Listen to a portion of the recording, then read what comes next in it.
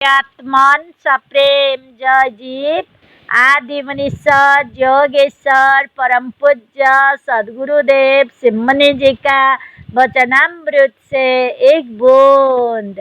अध्याय 20 सांप्रदायिक वितर्क। वितर्का हिंसादय कृतकारिता नुमदिता लभ क्रोध महपूर्वका मृदु मध्याधिमात्रा दुःखा ज्ञानानंत फला इति प्रतिपक्ष भावनम 34। अहिंसादि यम नियम के विरुद्ध हिंसादि कृत कारितों और अनुमोदितों भेदों को लेकर 3 प्रकार के होते हैं। स्वयं हिंसा करे वो कृता हिंसा और दूसरों से हिंसा करावे वो कारिता हिंसा और दूसरे यदि हिंसा करते हो तो उनकी उस हिंसा का अनुमोदन करना अर्थात ठीक है, इसे मानना चाहिए। यह अनुमोदिता हिंसा है। इन्हीं तीनों में से प्रत्येक के 3 भेद और हैं। जैसे लोभपूर्वक हिंसा करना है, क्रोधपूर्वक हिंसा करना और मोहपूर्वक हिंसा करना। इस हिंसा से ईश्वर या कोई देवी देवता प्रसन्न होकर हमें स्वर्ग देंगे या इससे हमें धन और राज्य मिलेगा, यह लोभपूर्वक हिंसा है। क्रोध के वशीभूत होकर हिंसा करना क्रोधपूर्वक हिंसा है और मोहवश अर्थात अज्ञानवश यह समझना कि इस हिंसा से देश और जाति का उपकार होगा, ऐसे मोहपूर्ण विचारों से हिंसा करना मोहपूर्वक हिंसा कहलाती है। यह सब मिलाकर भी मृदु मध्य और अधिमात्रा भेद से हिंसाएं 3 प्रकार की और होती हैं।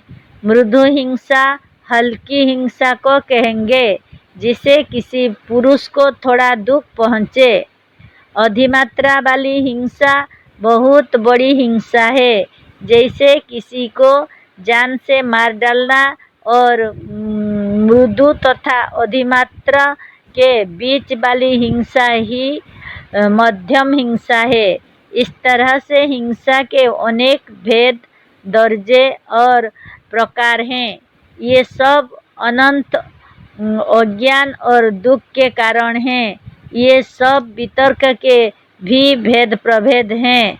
जैसे ऐसी हिंसा हिंसा नहीं है जिसमें हमारे मजहब की आज्ञा है, जिससे ईश्वर प्रसन्न होता है या जिससे स्वर्ग मिलता है। करीब करीब जितने मजहब संप्रदाय और धर्म है, सब में किसी न किसी रूप में हिंसा का स्थान है। पर यह योगशास्त्रों मजहबों का विचार न करके निष्पक्ष रूप में मनुष्य के वर्तमान कर्मों का विचार करने वाला है। अतः यहाँ किसी का पक्षपात नहीं है। इन सब बातों का विचार करके भी यम नियम के विरुद्ध वितर्क उपस्थित होने पर इसके प्रतिपक्ष की भावना करनी चाहिए।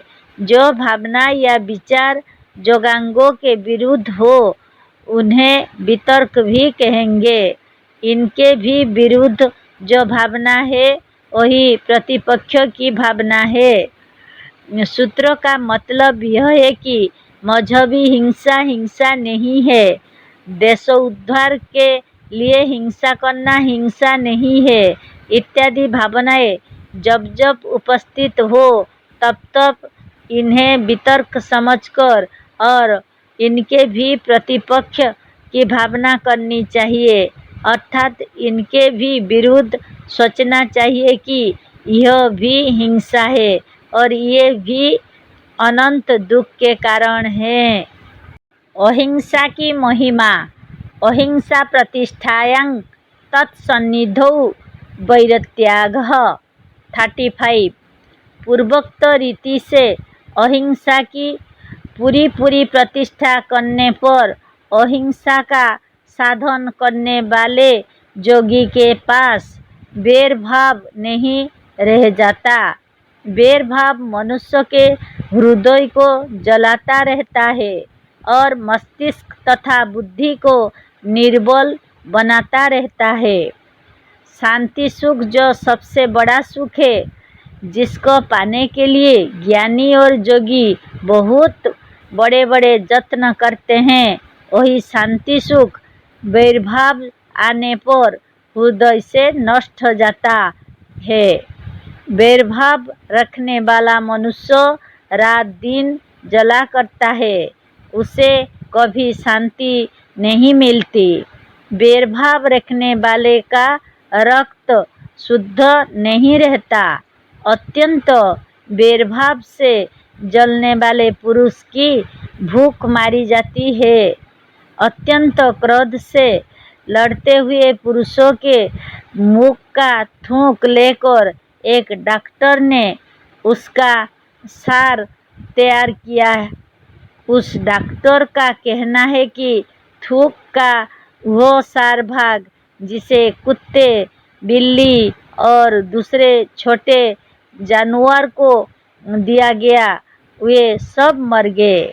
वैरभाव की अधिकता से शरीर के भीतर जिस तरह से गर्मी बढ़ जाती है, उसी तरह से शरीर के भीतर पित्त का प्रकोप भी होता है। वैरभाव की अधिकता से शरीर के भीतर वो विष भी एकत्रित होते रहते हैं, जो अवसर पाने पर जोर के रूप में प्रकट होते हैं। प्रेम शरीर के भीतर अमृत उत्पन्न करता है और वैरभाव विष।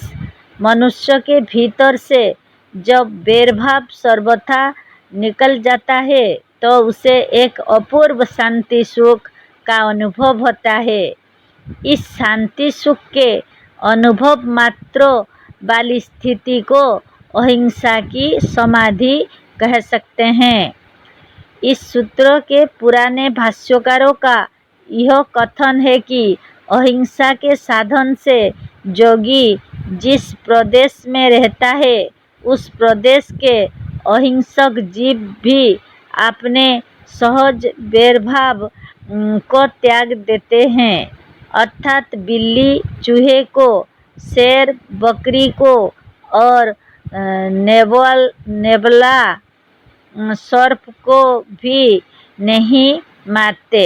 फिर वैरभाव रखने वाले मनुष्यों की क्या कथा। ये तो योगी के प्रदेश में पहुँचने पर परस्पर के वैरभाव को सर्वथा छोड़ देते और भूल जाते हैं। पर प्राचीन काल के भाष्यकारों का यह अर्थ लगाना और ऐसा समझना ठीक नहीं है। कृष्ण को पुराणों में और गीता में योगेश्वर कहा गया है। कृष्ण ऐसे योगेश्वर जहाँ विद्यमान रहते थे, वहाँ भी युद्ध हुआ करता था और लोग परस्पर लड़ते थे।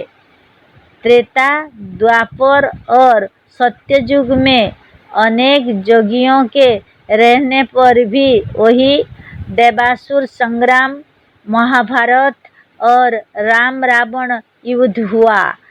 जंगलों में अनेक योगियों के विद्यमान रहते भी शेर दूसरे पशुओं को मारकर खाते थे। क्या उस जमाने के व्याघ्र और सिंह घास खाते थे? कभी नहीं। उस जमाने के शेर भी योगी ऋषियों और मुनियों के विद्यमान रहते भी घास ना खाकर मांस ही खाते थे। अतः व्यास, भोज और दूसरे भाष्यकारों का यह अर्थ कि अहिंसा की प्रतिष्ठा करने वाले योगी जहाँ रहते हैं, वहाँ व्याघ्र और सिंहादि जीव भी अहिंसक हो जाते हैं और अपने सहज वैरभाव को भूल जाते हैं। असत्य है, ऐसा कभी नहीं होता था। दुष्टों का संहार जोगी भी करते थे और सभी जोगियों ने किया है। पर साधन काल में जब तक जोगी अहिंसा का पुण्य पालन नहीं करेगा और वैरभाव को हृदय से सर्वथा निकाल नहीं देगा, तब तक उच्च कक्षा की सच्ची समाधि सरलता के साथ नहीं लग सकती। अतः आरंभ में योग का साधन करने वालों को चाहिए कि योग सिद्ध करने के लिए अहिंसा का पुण्य पालन करे और जब तक समाधि तक पहुँच ना जाए और जब तक योग को पूर्ण रूप से सिद्ध ना कर ले, तब तक योग साधन काल में हिंसा ना करे। पर सिद्ध हो जाने पर योगी दुष्टों को दंड देकर भी अपने भीतरी शांति सुख को भंग नहीं होने देता। योगी दुष्टों का संहार करना अपना कर्तव्य समझकर करता है, क्रोध के वशीभूत होकर नहीं।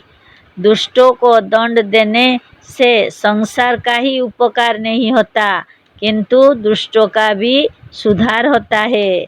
अतः यह कार्य भी योगी वैरभाव को लेकर नहीं करते। यही हिंसा अहिंसा का गूढ़ रहस्य है, जिसे समझ लेना चाहिए। पर पुराने भाष्यकारों ने योग के प्रत्येक सिद्धांतों को भ्रमपूर्ण बना दिया है। करीब करीब सब सूत्रों का अर्थ और वेद के सब मंत्रों का अर्थ लोगों ने अशुद्ध, भ्रमपूर्ण और गलत किया है। वेदों का भी कितना भ्रमपूर्ण अर्थ किया गया है, इसे आप हमारा किया हुआ वेद मंत्रों का भाष्य देखकर जान सकते हैं। जय जी।